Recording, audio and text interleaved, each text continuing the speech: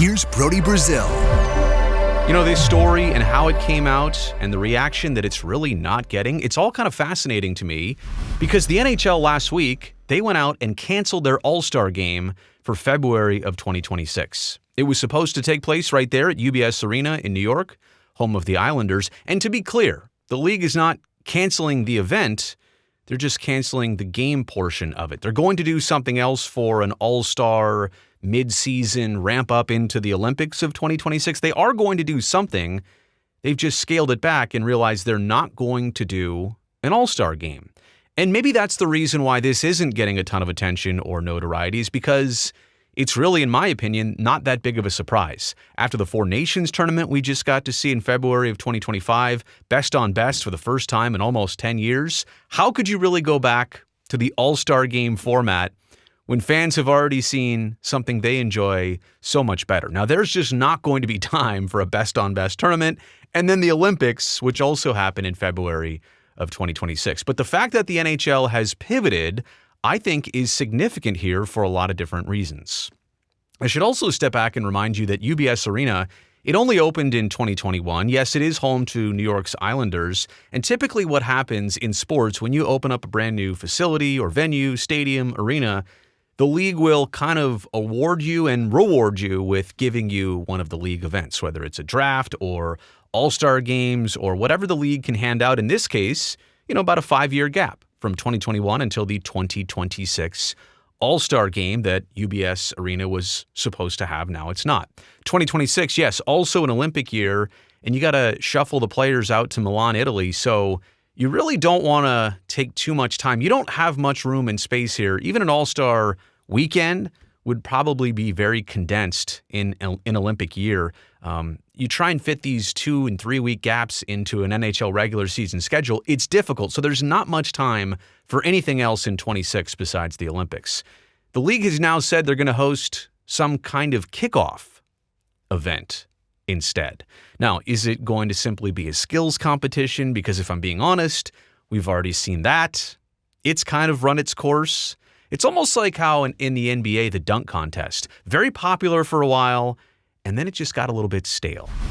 And I believe they tailed it back for a few years, if I recall correctly, or it just wasn't the same, but it kind of has reemerged. Certainly not as full scale as it felt like to me in the late 80s and early 90s when it was kind of a new thing. So it's hard to replicate something at its very beginnings. It's hard to make a skills competition like the kickoff event, something that everybody's going to get excited about. But what will the league do in terms of this event? Well, Gary Bettman had this quote in Newsday.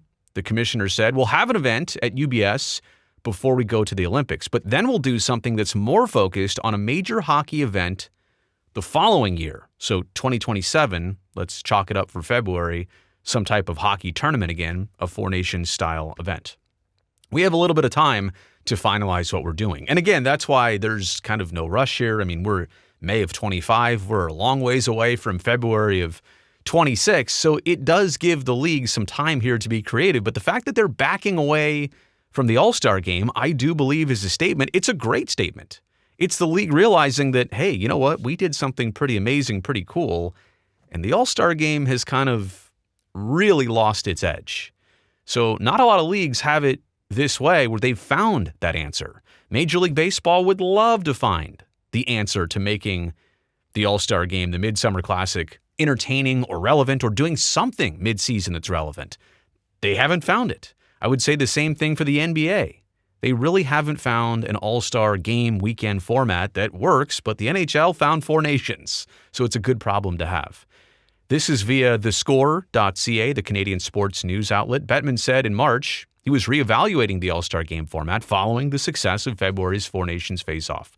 The intensity of the tournament took a rigorous toll on the players. Now, that to me is one of the two main drawbacks of Four Nations. There's not many. In my mind, there's really only two, and they're only really potential drawbacks.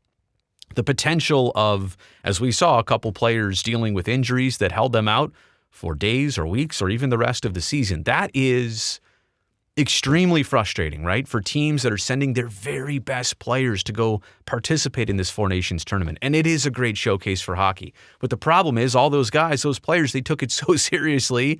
They beat the heck out of each other and made it like a playoff series for a couple weeks in February. And some of the bodies, as they typically do, they broke down. The NHL plans to participate in international tournaments in even years moving forward, with commitments made to the 2026 and 2030 Olympics, as well as a mid-season World Cup in 2028. So that means Olympics in 26, as Mr. Bettman suggested there. In 2027, the league will do some type of tournament, best-on-best tournament, and then the mid-season World Cup in 2028. That leaves openings for All-Star games to be held biennially. That's a tough word. In 2027, 2029, and 2031. So what the NHL really just needs to do here is figure out their flow, right? Because when the Olympics hit, and pretty much everything outside of that, you can start penciling it in, right? So when do you want to do Four Nations? Brand it. Call it Four Nations again. Or if it eventually gets to a Six Nations tournament, Six Nations, whatever, blank nations tournament every however many years. A World Cup, throw that in there every couple years. Maybe you do need a year off as a break. I say that because the other thing I worry about is a little bit of fatigue factor of these great tournaments. Will fans ultimately find these to be not what they used to be, kind of like they were here in 2025? The 2026 Olympics will be the first to include NHLers since 2014. The Four Nations, which Canada won, was the first best-on-best international hockey competition since the 2016 World Cup. So fans had been a little bit starved for this. They enjoyed it. They ate it up. And obviously, you want to continue this if you're the NHL, but you got to do it in the right way. So here are my takeaways. Number one, no surprise, the NHL, it really can't market an All-Star game anymore after seeing Four Nations. It's like, oh, you just saw the Ferrari. Do you want to drive around this Honda Civic? No disrespect to Honda Civics. My wife drives a Honda. But the point is, like, how do you push and promote one and try and make it special when it's like, we know this isn't our best offering anymore? Figuring out what to do next, like I said, this is a good problem. Like, the NFL doesn't really, like, the Pro Bowl's kind of whatever. They don't really need or have an All-Star game, like, urgency, but the NBA, Major League Baseball, they've got a problem and they don't have a fix. This is a good problem to have some solutions, but just kind of put them in like puzzle pieces and make them fit. The only drawbacks, like I mentioned, best on best, are injuries and potential overexposure. You really got to be careful with fans on this one so that if you do it every year, in 6 years, are they burnt out? I mean, it's hard to imagine, would you ever be burnt out of, USA, Finland, Sweden, Canada, whatever countries are in it? Like, those are great games. These are the very best players. If you're burning out of this, you're probably burning out of hockey, but I just think you do have to be careful with these tournaments, because once fans have seen it too many times, they're not going to be as rabid for it as they once were. And a kickoff event, huh? Like, again, what are we going to do at UBS Arena? Getting back to the whole point of this video, what's a kickoff event? Is it like wine sampling? Is it like some light appetizers, some heavy appetizers? No, seriously, I don't know what they're going to do, but I think, look, this gives the NHL the chance to be creative all over again. Try something that's never been done. If this is a one-off year, if this is a bridge year, because it's the Olympics and I guess the other thing is, right, this is going to be a problem every 4 years. Does the NHL even need to have their own event in tandem with the Olympics? Right before the Olympics, how can they do a send-off? What does this look like?